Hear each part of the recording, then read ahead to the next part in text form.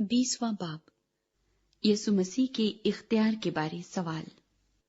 ان دنوں میں ایک روز ایسا ہوا کہ جب وہ ہیکل میں لوگوں کو تعلیم اور خوشخبری دے رہا تھا تو سردار کاہن اور فقیہ بزرگوں کے ساتھ اس کے پاس آ کھڑے ہوئے اور کہنے لگے کہ ہمیں بتا، تو ان کاموں کو کس اختیار سے کرتا ہے، یا کون ہے جس نے تجھ کو یہ اختیار دیا ہے؟ اس نے جواب میں ان سے کہا کہ میں بھی تم سے ایک بات پوچھتا ہوں، مجھے بتاؤ، یوحنا کا بپتسمہ آسمان کی طرف سے تھا یا انسان کی طرف سے؟ انہوں نے آپس میں کہا کہ اگر ہم کہیں آسمان کی طرف سے تو وہ کہے گا تم نے کیوں اس کا یقین نہ کیا، اور اگر کہیں کہ انسان کی طرف سے تو سب لوگ ہم کو سنگسار کریں گے، کیونکہ انہیں یقین ہے کہ یوحنا نبی تھا۔ بس انہوں نے جواب دیا، ہم نہیں جانتے کہ کس کی طرف سے تھا۔ یسوع نے ان سے کہا، میں بھی تمہیں نہیں بتاتا کہ ان کاموں کو کس اختیار سے کرتا ہوں۔ پاکستان انگوروں کے باغ کے باغبانوں کی تمثیل۔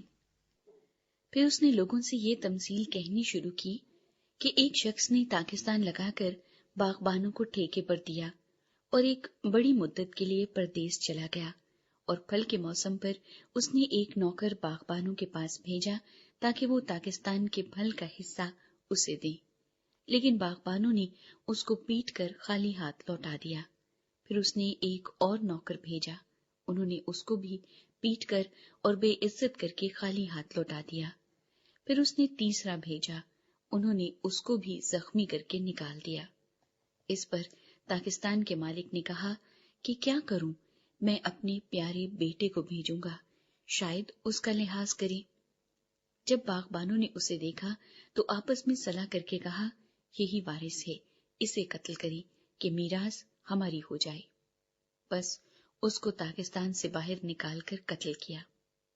اب پاکستان کا مالک ان کے ساتھ کیا کرے گا؟ وہ آ کر ان باغبانوں کو ہلاک کرے گا اور پاکستان اوروں کو دے دے گا۔ انہوں نے یہ سن کر کہا، خدا نہ کرے۔ اس نے ان کی طرف دیکھ کر کہا، پھر یہ کیا لکھا ہے کہ جس پتھر کو معماروں نے رد کیا وہی کونے کے سرے کا پتھر ہو گیا۔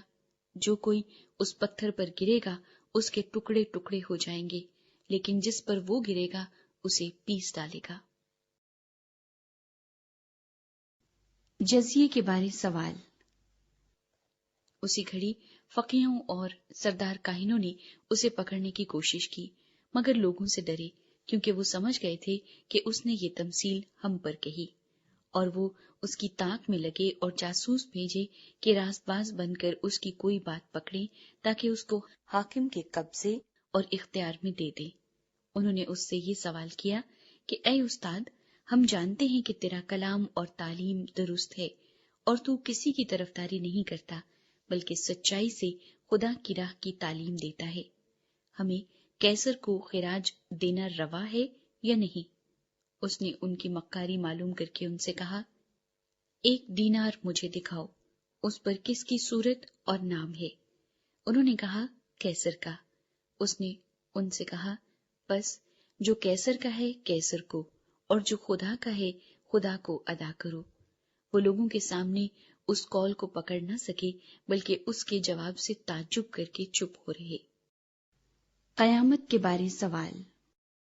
پھر صدوقی جو کہتے ہیں کہ قیامت نہیں ہوگی، ان میں سے بعض نے اس کے پاس آ کر یہ سوال کیا کہ اے استاد، موسیٰ نے ہمارے لیے لکھا ہے کہ اگر کسی کا بیاہا ہوا بھائی بے اولاد مر جائے تو اس کا بھائی اس کی بیوی کو کر لے اور اپنے بھائی کے لیے نسل پیدا کرے۔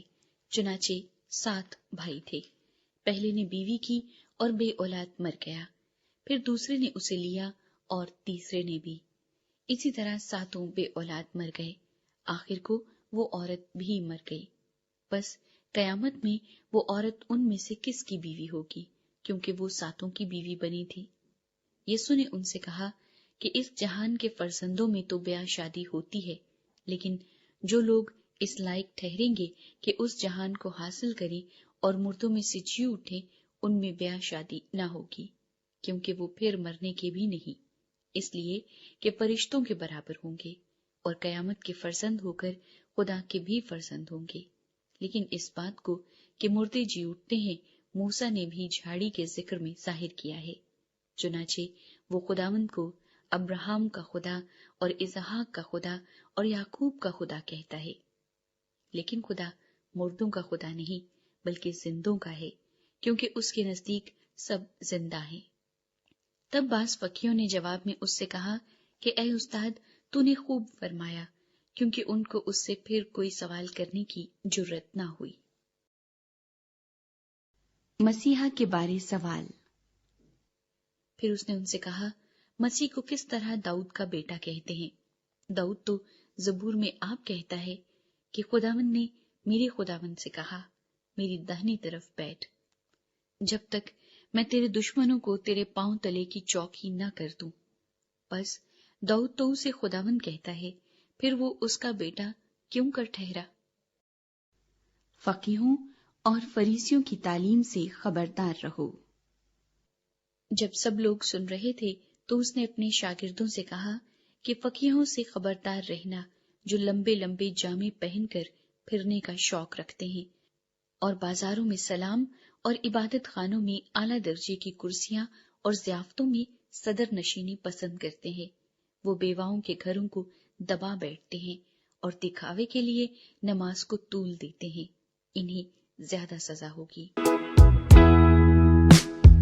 Please subscribe.